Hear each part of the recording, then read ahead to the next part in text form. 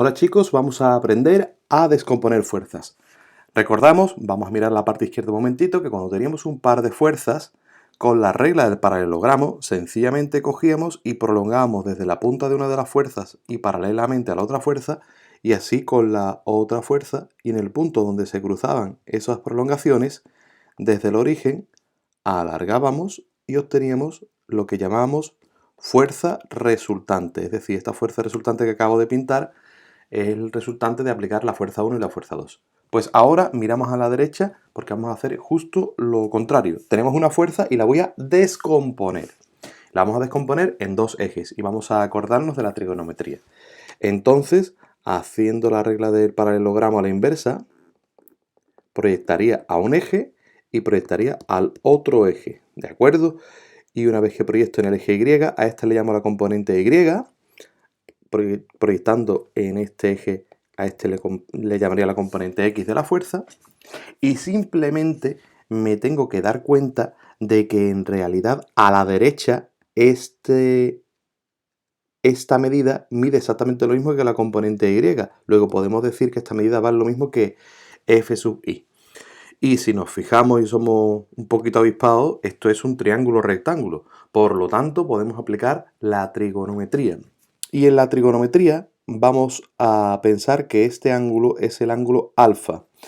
El seno del ángulo alfa será el cateto opuesto, en este caso F sub I, partido de la hipotenusa, que es la fuerza total.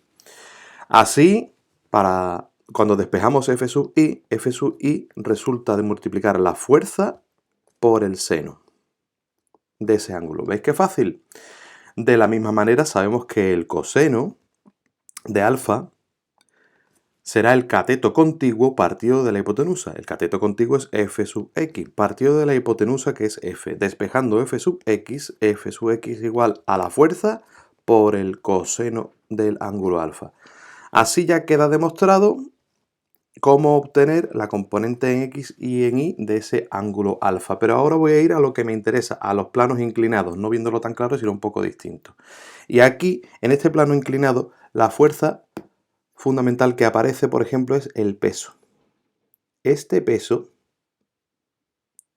lo vamos a descomponer, como hemos avisado antes, en dos componentes. La componente tangencial del peso y la componente normal del peso. De manera que si esto se llama peso, P de peso, a la que es perpendicular a la superficie le llamamos peso peso normal. Peso normal. Que por cierto, por la tercera ley de Newton, vale exactamente lo mismo que la fuerza normal. Más bien la provoca. Y esta componente de aquí, que es justo paralela a la dirección de movimiento, se llama peso tangencial. Pero quiero que notemos, y cambio de color, que este ángulo de aquí, este ángulo, que le vamos a llamar ángulo alfa, es exactamente el mismo ángulo que este de aquí. Cuanto más abrimos alfa, más se abre ese ángulo, es el mismo. Y entonces, si veis la flecha azul que ya os he pintado previamente, esto en realidad, si le damos la vuelta, lo veríamos así. Hacia arriba, el peso tangencial. Hacia este lado, el peso normal. La global que componía estas dos fuerzas, el peso, está aquí. Y ese ángulo alfa, lo coloreo aquí, es este. Sabiendo esto, tendremos que admitir que esta altura mide lo mismo que la componente tangencial del peso. Lo voy a poner así.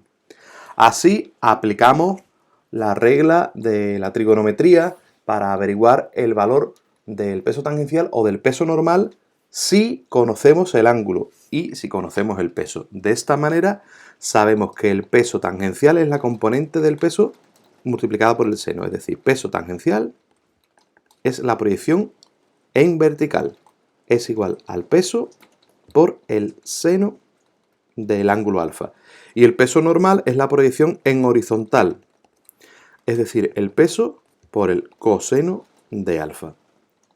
Espero que lo hayamos comprendido, porque entender esto es muy útil de cara a hacer planos inclinados si nos dan los ángulos y las masas de aquello que esté sostribado en los planos inclinados. Un saludo, hermano, y Big Bang, campano.